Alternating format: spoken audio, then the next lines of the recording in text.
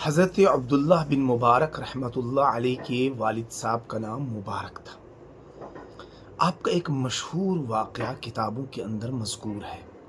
حضرت عبداللہ بن مبارک رحمۃ اللہ علیہ کے والد صاحب کے بارے میں آتا ہے کہ وہ ایک باغ کی رکھوالی کیا کرتے تھے۔ ایک روز باغ کا مالک باغ میں آیا اور ان سے کہا کہ میرے لیے ایک میٹھا انار لا کر دو۔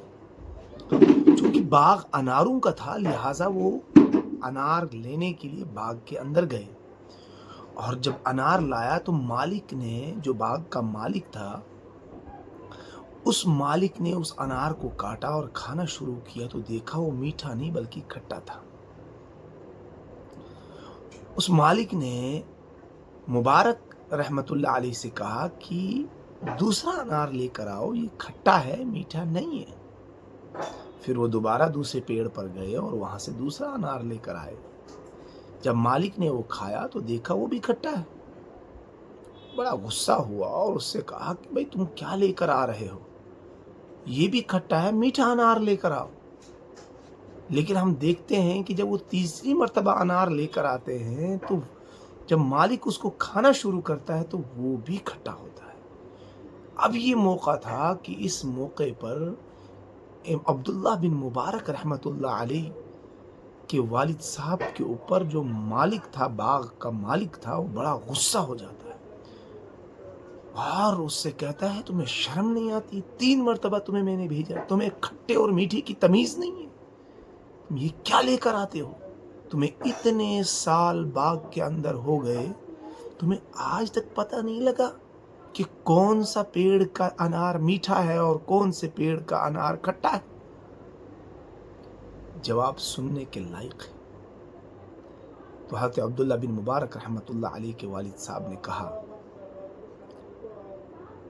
کہ آپ نے مجھے باغ کی رکھوالی کے لیے رکھا ہے، نہ کہ یہاں کے پھلوں کو کھانے کی آپ نے مجھے اجازت دے رکھی ہے۔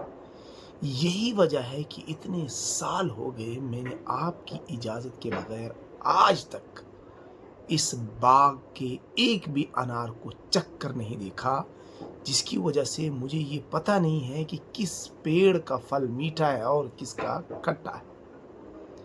یہاں آپ کا یہ جواب سن کر باغ کا مالک بے حد متاثر ہوا، جس کی وجہ سے باغ کے مالک نے فیصلہ کیا کہ وہ اپنی بیٹی کی شادی اپنے ہی اس مزدور سے کروائے گا جو ان کے باغ کے اندر رکھوالی کا کام کرتا ہے۔ ہم دیکھتے ہیں کہ اسی امانت داری کا اثر تھا کہ آگے چل کر اس بچی کے بطن سے عبداللہ بن مبارک جیسے جلیل القدر محدث پیدا ہوئے۔ ملنے سے پہلے نبی اکرم صلی اللہ علیہ وسلم کو جو لوگ مکہ کے اندر پکارتے تھے وہ امین اور صادق کے لقب سے پکارتے تھے، یعنی امانت دار اور سچا۔ آج ہم دیکھتے ہیں کہ کون سا آفس ایسا ہے، کون سا ڈپارٹمنٹ ایسا ہے، چاہے وہ علماء ہوں، چاہے وہ عام لوگ ہوں، چاہے وہ ملازم طبقہ ہو، چاہے وہ مزدور طبقہ ہو، کوئی بھی ہو، ہم نے یہ دیکھنا ہے کہ کیا ہمارے اندر یہ امانت داری والی صفت ہے۔ اگر نہیں ہے تو اپنی شخصیت کو ڈیولپمنٹ کرنے کی ضرورت ہے، اپنے آپ کو بنانے کی ضرورت ہے، کیونکہ امانت داری والی صفت ہمیں ایک الگ پہچان دیتی ہے۔ لہٰذا ہمیں ایک امانت دار اور سچا انسان بن کر زندگی گزارنی چاہیے۔